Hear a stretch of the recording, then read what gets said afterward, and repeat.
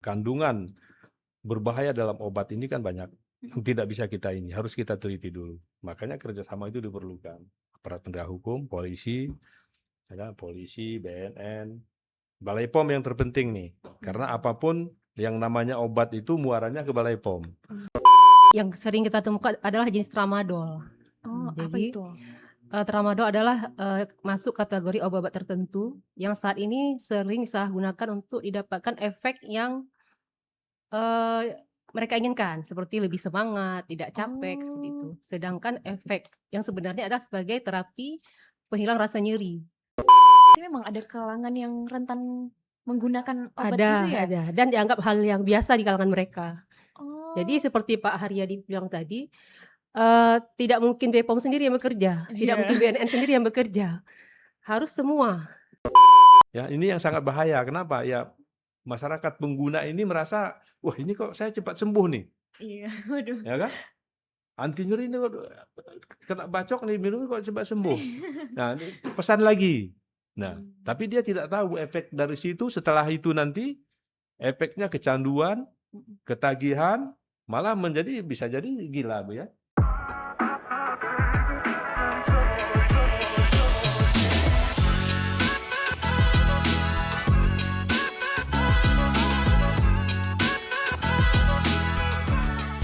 Assalamualaikum warahmatullahi wabarakatuh.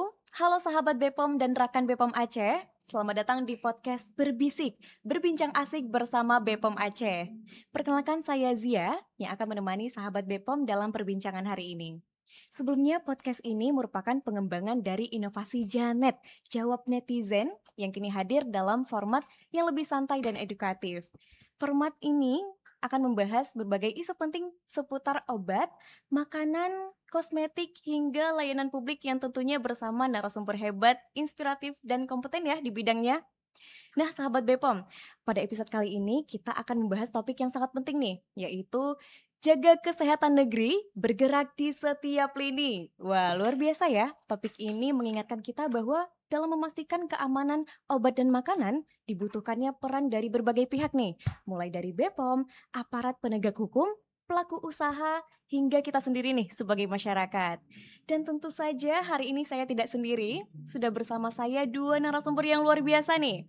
Ada Ibu Maunizar S-Farm APT sebagai pengawas farmasi dan makanan ahli media BPOM Aceh, sekaligus Ketua Tim Bidang Penindakan BPOM Aceh. Selamat siang Ibu. Siang Zia. Apa kabarnya nih Bu? Alhamdulillah sehat. Sehat ya. Dan juga Bapak Hairajadi SH selaku Kepala Bidang Pemberantasan dan Intelijen BNNP Aceh. Luar biasa. Selamat siang Bapak Hairajadi. Selamat siang, Assalamualaikum ya. Waalaikumsalam. Gimana Pak kabarnya? Baik ya? Alhamdulillah sehat. Alhamdulillah, baik. Luar biasa, sebelumnya terima kasih Bapak Ibu sudah hadir dan berbagi insight ya di podcast Berbisik kali ini. Luar biasa ya.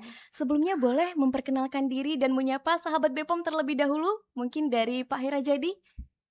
Assalamualaikum sahabat BPOM, selamat siang. Perkenalkan, nama saya Kombes Pol Hairajadi SH, Jabatan Kabid Berantas BNN Provinsi Aceh, lahir di Aceh Tengah, di tengah-tengah Kopi Gayo. Iya, luar biasa. Terima kasih Pak Hairajadi. Mungkin boleh Bu Maunizar? Halo sahabat BPOM, perkenalkan saya Maunizar, Sarjana Farmasi Apoteker. Saat ini menjabat sebagai Ketua Tim Penindakan BPOM Aceh. Baik, luar biasa ya sahabat BPOM, karena hari ini kita ditemani oleh narasumber yang luar biasa nih dalam perbincangan kali ini. Nah, baik Bapak Ibu, tadi sesuai tema kita berbicara tentang jaga kesehatan negeri, bergerak di setiap lini. Nah, tentu ini juga berkaitan ya dengan berbagai tantangan yang ada di lapangan. Salah satu yang cukup meresahkan itu adalah maraknya peredaran obat ilegal dan palsu nih. Bagaimana sih gambaran terkini peredaran obat ilegal dan palsu di Aceh? Mungkin dari Pak Hairajadi nih, tanggapan Bapak. Sebetulnya kalau cerita peredaran obat ilegal, Iya. karena kami sebetulnya dari BNN ini domainnya itu narkoba, tapi ada juga obat-obat yang dianggap legal itu ada kandungan narkobanya. Ya, artinya kalau cerita maraknya peredaran obat itu yang lebih kompeten itu sebenarnya Ibu yang dari Balai POM. Namun kami juga monitor bahwa perkembangan obat-obat ilegal di Indonesia, ya barangkali juga di Aceh itu sudah sangat marak, ya karena sebagai gambaran itu bahwa obat-obat ini disebar atau diedarkan itu eh, sangat sulit untuk dikontrol, ya, dan banyaknya konsumen masyarakat yang belum paham obat seperti apa yang layak dikonsumsi. Jadi mereka sampai awal tahun 2026 ini menunjukkan tren yang cukup mengkhawatirkan dengan nilai ekonomi yang fantastis, gitu. Ya, kadang masyarakat membeli obat yang ilegal itu merasa lebih yakin, cepat sembuh, lebih cepat cantik, ya, lebih cepat menarik daripada yang legal. Karena barangkali harganya relatif lebih murah. Akan tetapi sebetulnya keuntungan yang sangat besar bagi penjual. Makanya mereka sangat tertarik untuk mengedarkan itu dengan iming-iming, dengan promosi yang sangat meyakinkan, ya. Yang masyarakat merasa itu sangat murah, nah tetapi bagi penjual sangat besar untungannya. Ya, barangkali tidak ada izin dari Balai POM, kandungannya tidak terkontrol, ya, sehingga akan berakibat fatal bagi masyarakat pengguna, ya. Kalau kita cerita modus pengedaran itu, ya bisa jadi dengan mengkamuflase gudang-gudang, ya contohnya ya di depannya itu dia legal, ya. Di depan dia legal, padahal di belakangnya ataupun di sampingnya dia buat yang ilegal. Jadi keluarnya itu seolah-olah legal, tapi ada juga yang ilegal di dalam yang legal itu, namanya kamuflase gudang, gitu kan. Ada penjualan online yang sekarang kan, ya, yang sekarang ini langsung ke rumah, kan? Jangankan ke rumah, ke sawah pun diantar. Dia pesan dia bajak sawah, pesan obat kecantikan, alamatnya di Sherlock, alamatnya di tengah-tengah sawah pun diantar. Jadi online ini yang sangat mempermudah dan mempergampang peredaran obat-obat ini, gitu. Ya. Apalagi ada obat-obat yang ada disisipkan bahan kimia di dalamnya kan, sehingga bukan malah jadi bagus, jadi akibatnya malah jadi lebih fatal. Wah, oke, Mbak. Kalau menurut Bu Maunizar nih, gambaran terkini tentang peredaran obat ilegal dan palsu di Aceh. Ya, jadi kalau menurut kami BPOM, dalam pengawasan BPOM selama 5 tahun terakhir, jadi isu obat ilegal ini mulai terjaring oleh BPOM Aceh itu sekitar 5 tahun yang lalu. Jadi indikasinya adalah dikatakan obat karena dia menyerupai produk obat yang biasa kita gunakan untuk terapi. Tetapi ilegal karena selain tidak ada izin edar, terdapat kandungan zat aktif yang berpotensi untuk disalahgunakan. Seperti itu. Jadi trennya itu adalah produk-produk menyerupai obat ini. Saya katakan menyerupai obat karena dia seharusnya bukan obat seperti itu. Untuk didapatkan efek samping atau efek lain yang ditujukan untuk penyalahgunaan seperti itu. Jadi kita tentu kerjasama dengan berbagai pihak untuk bisa mendeteksi dan menindak hal tersebut. Seperti itu. Oke, untuk masyarakat yang masih rentan nih menggunakan obat-obat yang produk ilegal, itu apakah karena kurangnya edukasi atau memang udah terbiasa memakai itu ya? Jadi masih saja terus membeli obat-obat ilegal ini? Menurut Ibu mungkin, boleh. Yang pertama terkait obat ilegal ini karena kurangnya pemahaman mungkin ya, karena mereka menganggap karena ini obat jadi mungkin kurang berbahaya untuk digunakan, dan juga bagi pelakunya pun kurang beresiko dari penegakan hukumnya dibandingkan dengan jika dia menyalurkan jenis mungkin narkotika ya Pak. Tapi kalau obat dari segi masyarakat menganggap itu hal biasa untuk mengkonsumsi jenis obat tertentu, dan bagi pelaku juga menganggap risiko yang akan didapatnya juga lebih ringan dibandingkan jika dia menyalurkan produk lain jenis narkotika seperti itu. Jadi mungkin perlu diberikan pemahamannya lebih bagi masyarakat bahwa ada efek bahaya jika kita mengkonsumsi obat yang tidak ada izinnya. Karena ada kandungan yang tidak dapat dijamin keamanannya seperti itu sih. Iya, benar sekali sih Bu ya. Untuk penindakan terpadu BPOM dan BNN nih, bagaimana bentuk sinergi antara BPOM dan BNN dalam menangani kasus obat ilegal dan penyalahgunaan obat? Mungkin dari Pak Herajadi. Sebetulnya sudah berjalan ya Bu ya. Saya Oh, sama Ibu ini udah lama kenal ya, mulai dari Krimsus dulu ya, dari Krimsus Krimum, di Krimsus dulu ya, ini masalah apa, Pak Wasidik kan sering, karena beliau ini banyak nangani kasus-kasus seperti ini. Jadi untuk kerjasama saya rasa sudah terjalin, ya memang harus ada kerjasama ya, koordinasi ya kan, antar kita ini yang aparat penyelenggara ini memang harus kerjasama. Kalau tidak ada kerjasama memang agak sulit ya. Kenapa agak sulit? Dengan adanya kerjasama ini kita bisa saling menutupi kekurangan. Contoh misalnya kekurangan personil bisa ditambah personil, terutama dalam penegakan hukum ya. Karena ini barang ilegal ini kan kita teliti dulu. Tidak sama seperti misalnya seperti sabu yang sudah jelas ya. Seperti sabu-sabu, seperti ganja udah jelas. Tapi kalau kandungan berbahaya dalam obat ini kan banyak. Tidak bisa harus kita teliti dulu. Makanya kerjasama itu diperlukan. Aparat penegak hukum, polisi, BNN, Balai POM yang terpenting nih. Karena apapun yang namanya obat itu muaranya ke Balai POM. Sehingga memang Balai POM itu memang harus seiring dengan BNN dan polisi. Ya, kalau kita kasih contoh itu misalnya di sini ada barang ataupun barang yang dianggap ilegal. Nah, itu kita tidak tahu kandungannya apa. Kalau misalnya kandungannya yang menyalahi ketentuan yang ada di Undang-Undang Kesehatan, berarti Balai POM yang tangani. Nah, tapi kalau misalnya kandungan ada unsur narkoba misalnya, ya, unsur narkotik misalnya di situ, nah, itu BNN yang tangani. Itu sinergi penanganan kasusnya. Kalau misalnya ada unsur-unsur lain, misalnya ada unsur PK atau perlindungan konsumen, asal unsur penipuan di dalam kegiatan itu ya berarti polisi yang tangani. Reskrim misalnya Reskrimsus misalnya gitu.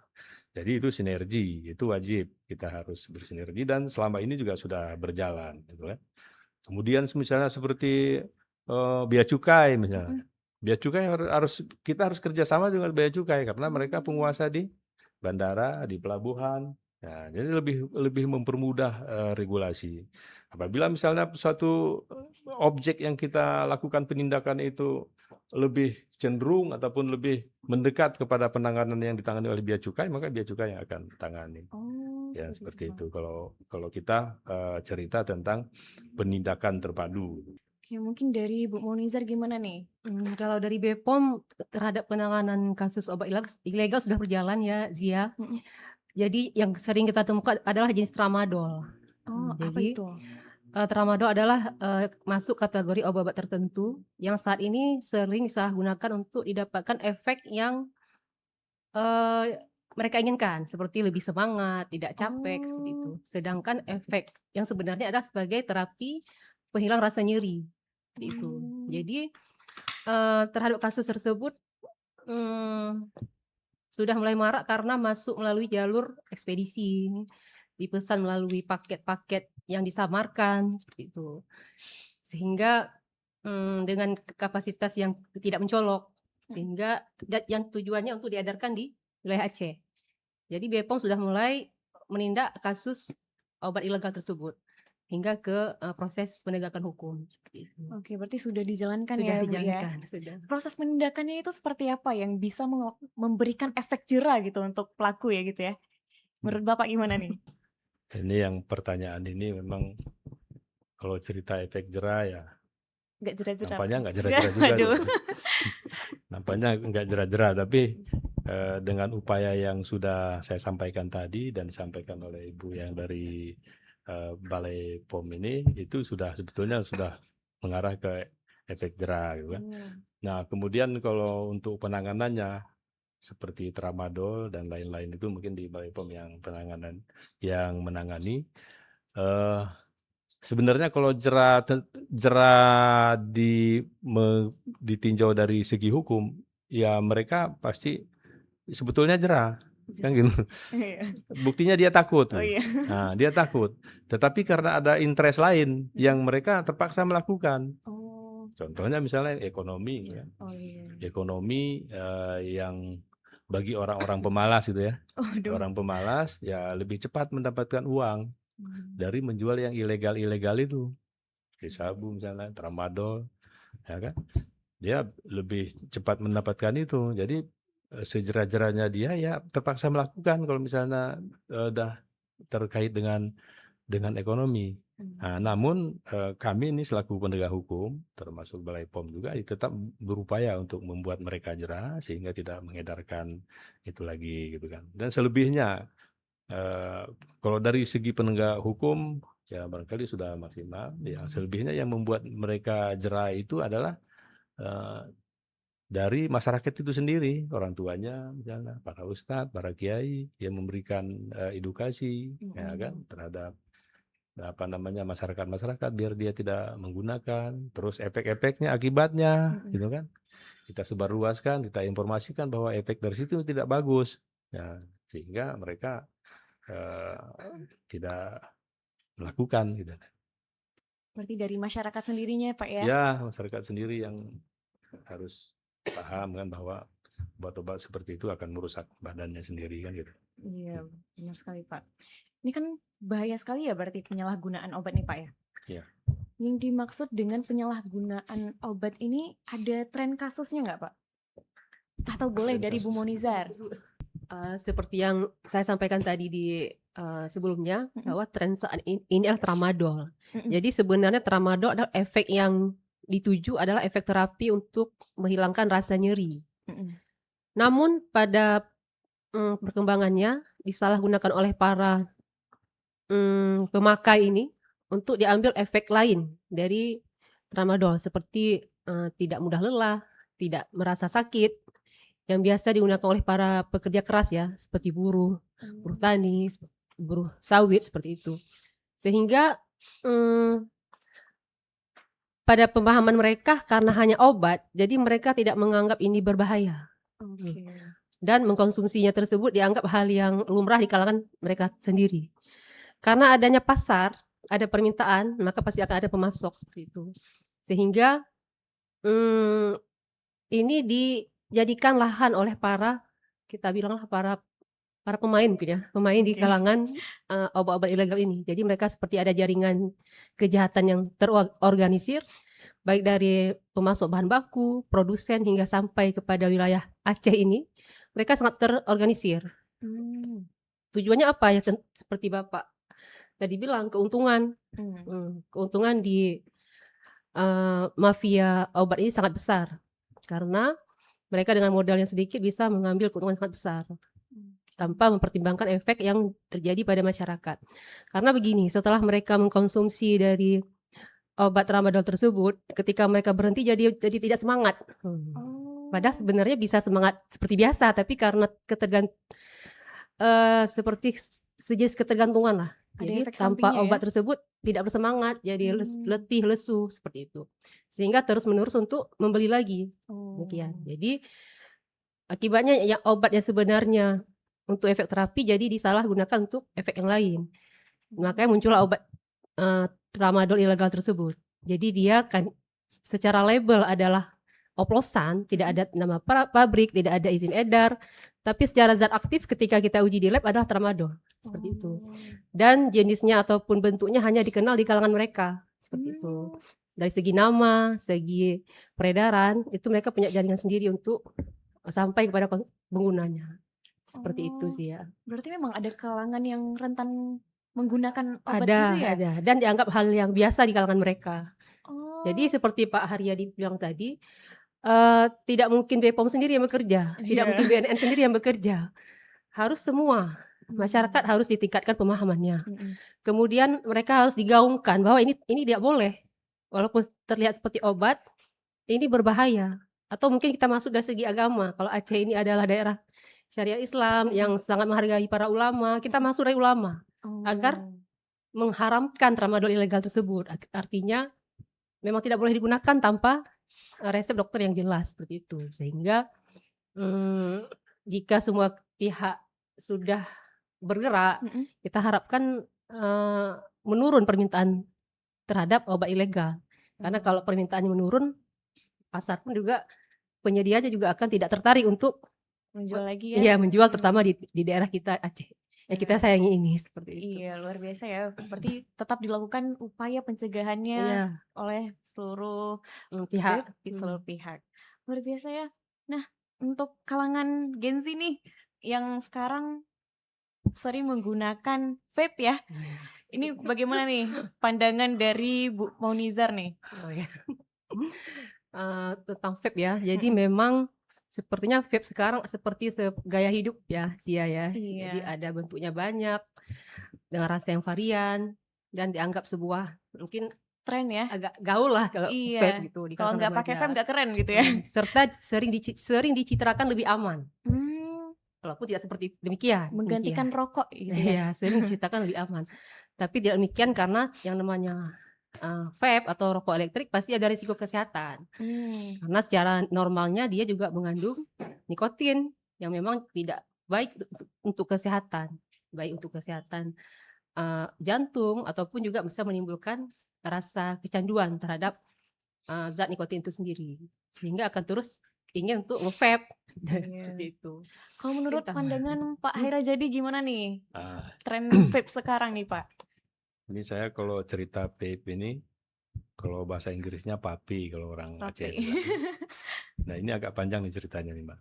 Karena ini sedang ngetren. Vape ini sedang ngetren dibahas, baik di kalangan elit, kalangan penegak hukum sampai ke bawah. Karena efeknya sangat bahaya. Ya. Bahkan ini yang saya dengar di Singapura sudah dilarang. Sudah dilarang Pak? Sudah dilarang penggunaan vape itu. Ya. Karena katanya nih malah vape yang resmi, yang legal aja malah lebih bahaya daripada rokok. Efeknya, ya kan? Apalagi ada kandungan-kandungan yang dimasukkan dalam vape itu, ya. Ada kandungan yang dimasukkan dalam vape itu yang sangat berbahaya sekali, gitu kan? Oleh karena itu, ada beberapa pengamat elit mengusulkan untuk vape itu dilarang di Indonesia, dibuat undang-undang, ya. Dibuat undang-undang bahwa vape itu dilarang, ya, sehingga tidak beredar, ya kan? Karena di dalam vape itu, nah ini kita selaku penegak hukum ini akan sulit menindak. Kenapa? Karena ada legalnya. Ada yang legal ya Pak ya?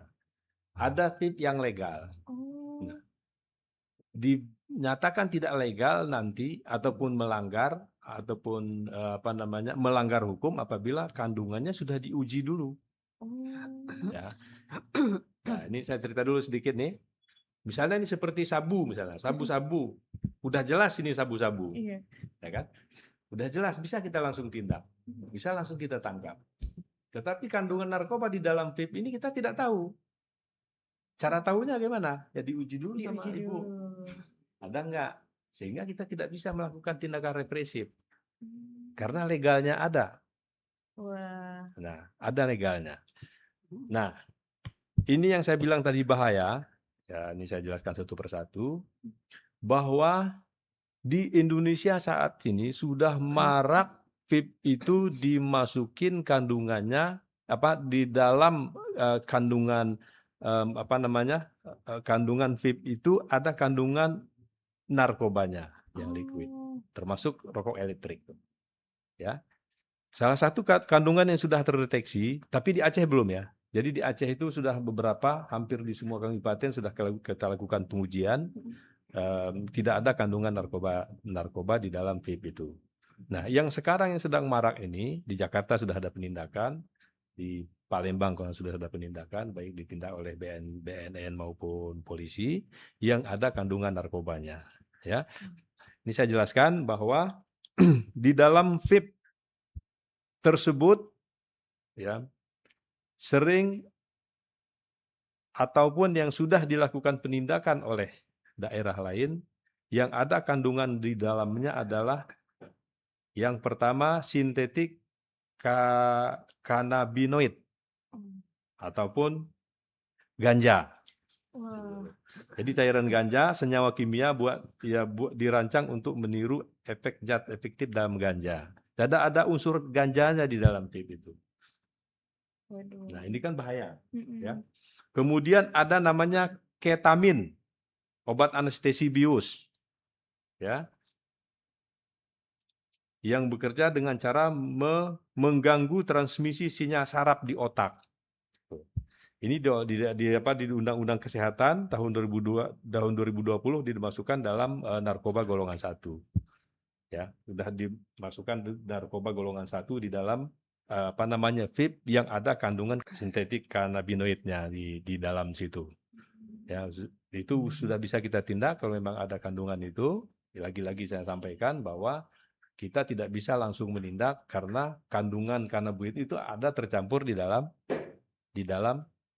kandungan liquid vape itu, di dalam liquid vape itu, sehingga harus kita uji dulu. Gitu. Kemudian ada kandungan etomidate, ya, obat anestesi untuk menginduksi hilangnya kesadaran secara cepat dan singkat. Ini udah masuk dalam narkotika golongan 2, ya, etomidate ini. Itu bentuknya kayak liquid juga, bukan? Iya. Di situ dimasukkan kandungan di dalam situ. Ya, ada juga yang metamfetamin, kandungan sabu ada juga masuk di situ. Ya, ada epoid yang membuat orang obat anti nyeri berat gitu. Ya, nah ini yang sangat bahaya ini seperti ini, yang model-model anti nyeri yang sifatnya halusinogen, berhalusinasi, yang merasa kuat, merasa sembuh setelah menggunakan itu. Ya, ini yang sangat bahaya. Kenapa? Ya, masyarakat pengguna ini merasa, wah ini kok saya cepat sembuh nih. Iya, waduh. Ya kan? Anti nyeri ini kena bacok nih, minum kok cepat sembuh. Nah, ini pesan lagi. Nah, tapi dia tidak tahu efek dari situ. Setelah itu nanti efeknya kecanduan, ketagihan, malah bisa jadi gila, Bu, ya. Karena sudah ketagihan itu.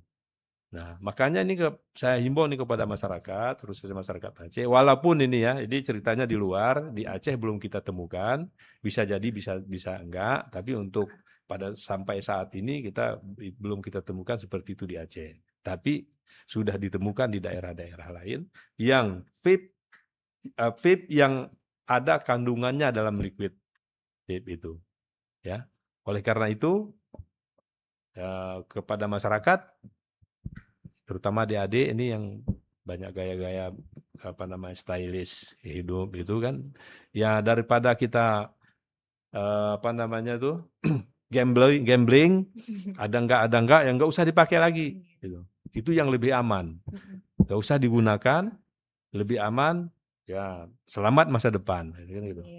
Nah, itu kalau untuk vape ini, ya mudah-mudahan kita di Aceh ini sadar ya, masyarakat tidak menggunakan, para penjualnya pun tidak mau menjualnya di Aceh, sehingga generasi kita bisa selamat dari bahaya-bahaya yang seperti ini, gitu ya. Wah, luar biasa ya, Pak Hera. Jadi ya, berarti itu termasuk susah nggak untuk membedakan antara vape ilegal dan tidak? Karena ternyata ada yang legalnya ya. Menurut Ibu gimana nih? Jadi terhadap pengawasan vape ini ke depan akan memang dilimpahkan ya, akan diamanahkan kepada Badan POM. Jadi undang-undang yang digunakan adalah Undang-Undang Kesehatan, di mana memang di situ ada penjelasan tentang pengawasan rokok elektrik, termasuk dengan vape ini. Kemudian turunannya adalah PP 28 tahun 2024, dan nanti di Juli tahun ini BPOM akan diberikan wewenang untuk pengawasan post market. Jadi pengawasan setelah dia beredar, post market dan labeling, artinya ada label yang diawasi. Selama ini BPOM telah mengawasi rokok biasa. Jadi kemudian sekarang ditambah lagi dengan rokok elektrik. Jadi memang walaupun sebaiknya memang tidak kita gunakan vape, tapi karena sudah digunakan ya Pak, sudah beredar, tetap pemerintah harus hadir di situ untuk bisa menjadi ada pengawasan antara baik dari kandungan yang diperbolehkan, kemudian baik dari segi jenis ataupun kadarnya. Jadi misalnya yang boleh adalah nikotin, berapa nikotinnya diperbolehkan dalam sebuah vape, mungkin nanti akan diatur seperti itu.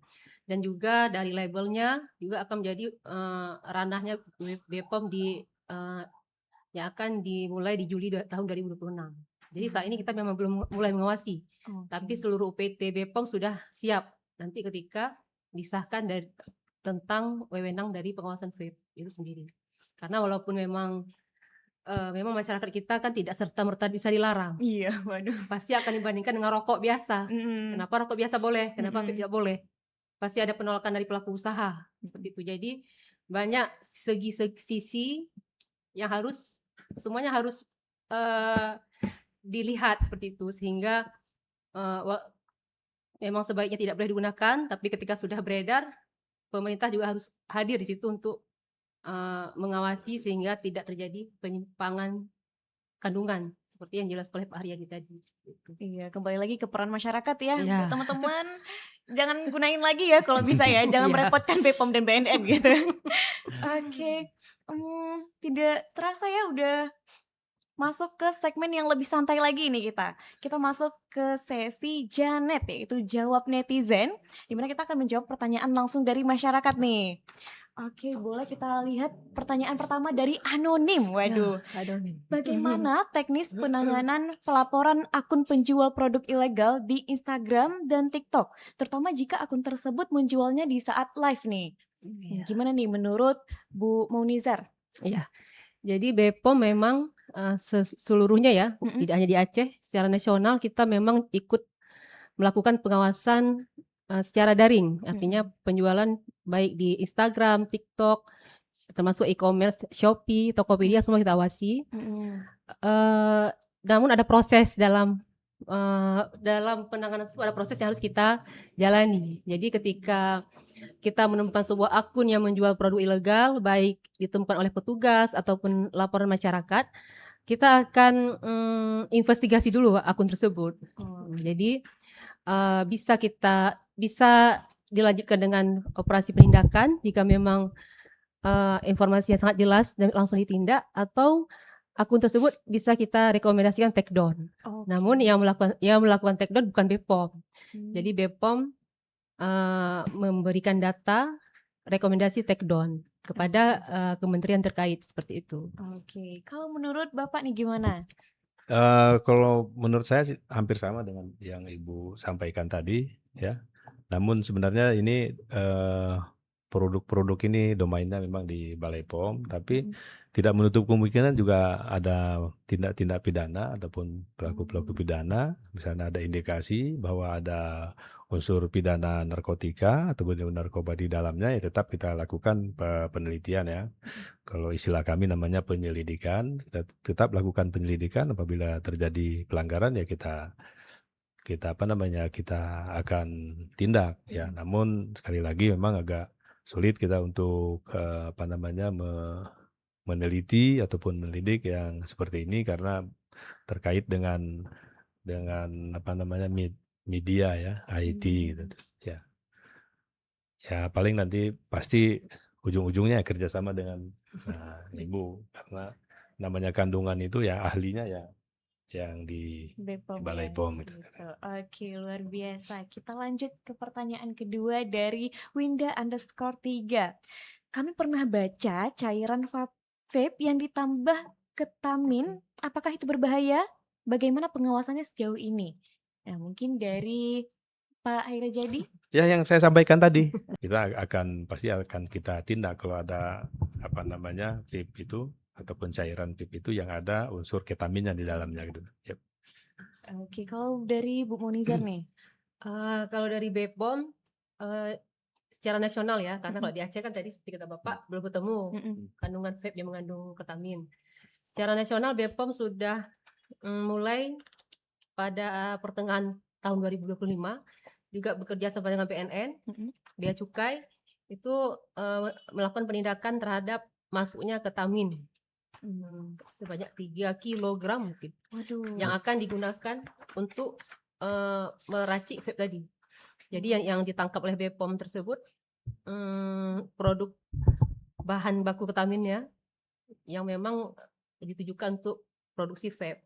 Jadi ditangkap di jalur masuk karena tapi itu sangat sangat penting ya, karena berapa ribu vape yang akan diproduksi dari ketamin tersebut.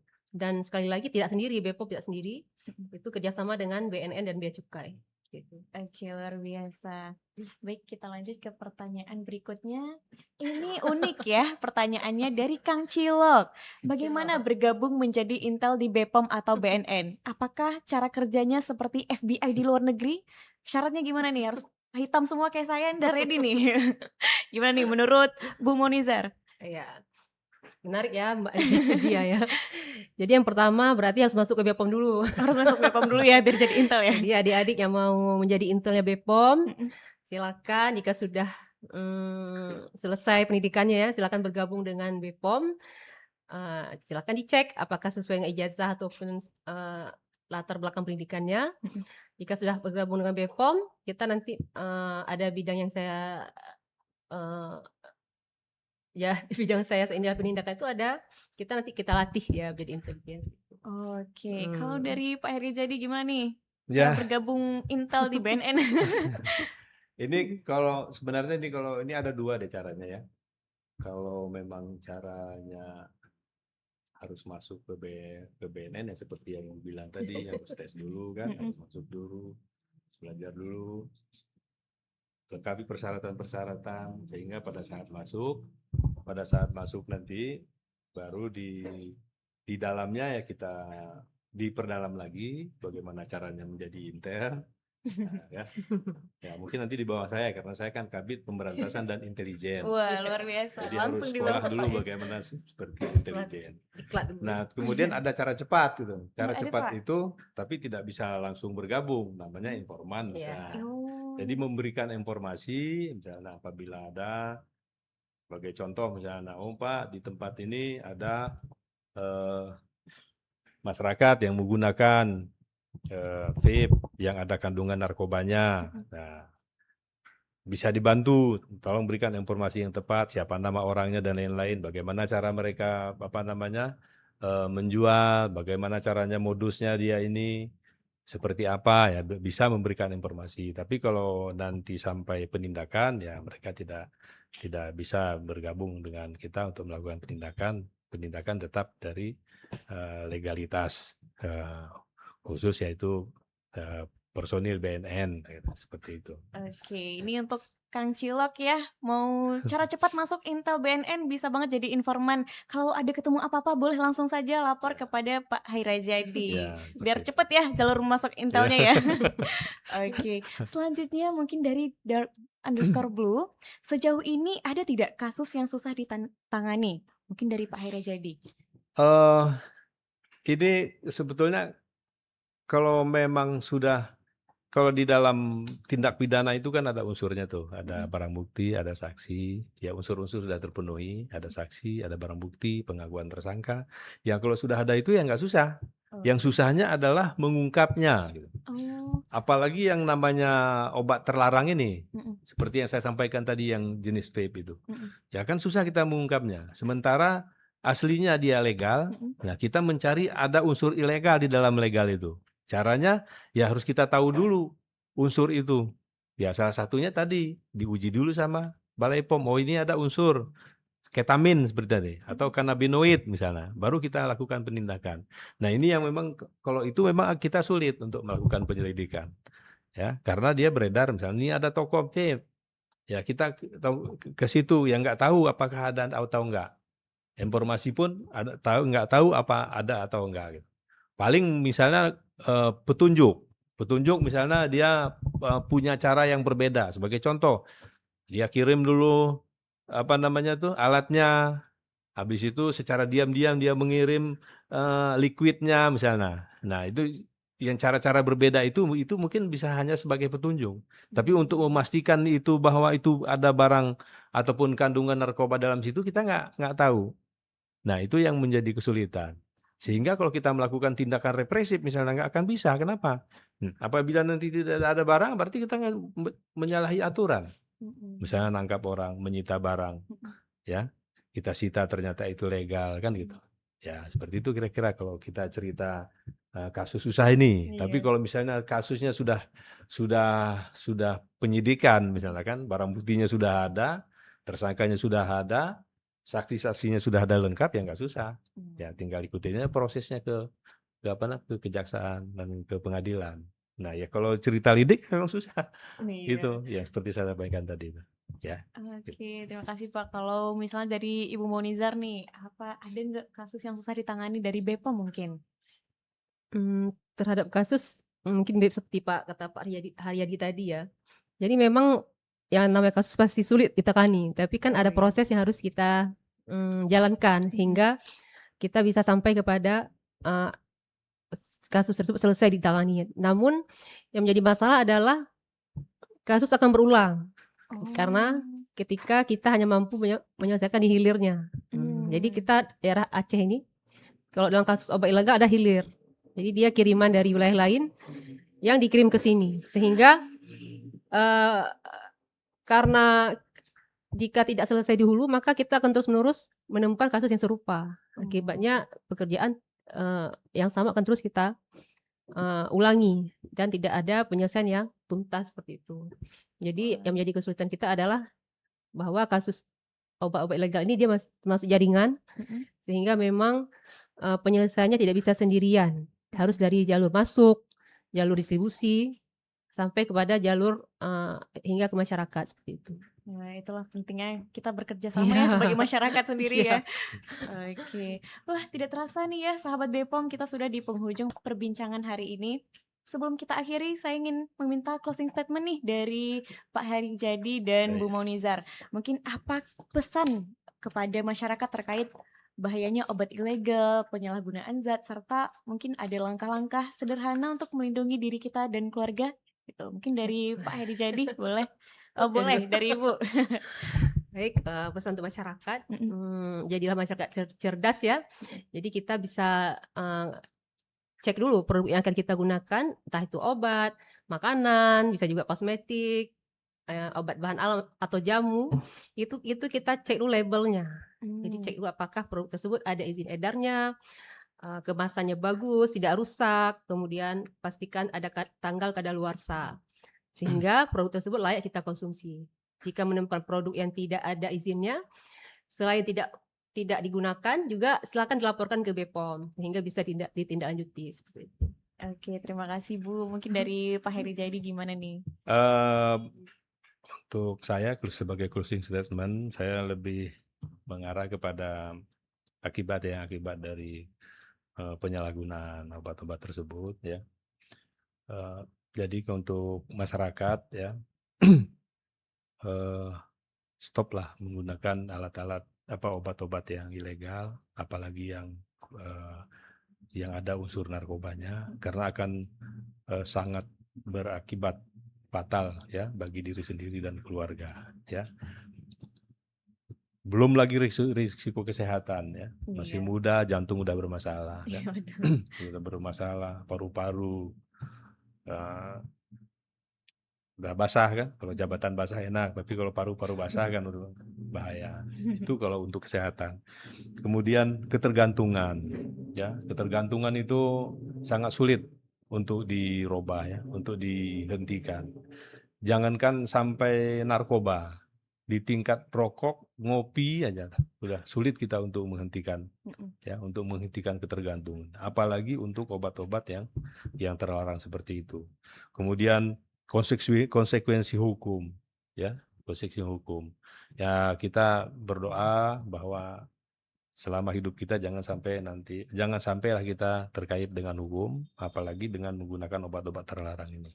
Ya, kalau sempat sudah dihukum, ya semua kan sudah jadi berantakan ya, sama keluarga, lalu secara sosial nanti kita pun sudah dianggap alumni lapas ya kan gitu, pulang ke masyarakat, ke keluarga, wah ini udah bekas hukuman kan, jadi sudah kehidupan kita sudah sangat terganggu, dampak sosialnya begitu ya.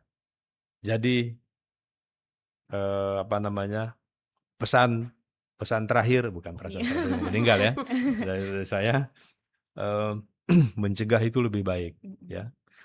Belajarlah, gitu kan. Belajarlah tentang sesuatu yang membahayakan kita. Cegahlah sejak dini, jangan mencoba-coba hal-hal yang tidak berguna, ya kan. Jalankan dengan hidup kita, tataplah masa depan kita, seperti khususnya anak muda ini kan, masih panjang hidup kita, ya, alangkah naasnya hidup, alangkah sedihnya orang tua kita, ya, alangkah sedihnya keluarga kita, kalau kita salah melangkah dengan menggunakan obat-obat ini, ya. Orang tua menanti kesuksesan kita, orang tua tidak mengharap apa-apa dari kita, tapi mengharap anaknya sukses, itulah suatu kebanggaan dari orang tua. Demikian dari saya, terima kasih. Nah gitu ya sahabat Bepom semuanya ya, selain melindungi diri sendiri kita juga melindungi orang-orang terdekat yang kita sayangi. Terima kasih kepada Bu Monizar dan Pak Harijadi yang udah memberikan insight ya untuk kita semua. Semoga perbincangan hari ini membuka wawasan kita semua ya untuk menjaga kesehatan negeri dan dimulai dari langkah kecil ya, menjadi konsumen yang cerdas dan peduli. Sampai jumpa di podcast selanjutnya. Saya Zia pamit undur diri. Wassalamualaikum warahmatullahi wabarakatuh. Terima kasih Bu Monizar dan Pak Ya, Heri Sama-sama Jadi. aja. sama-sama.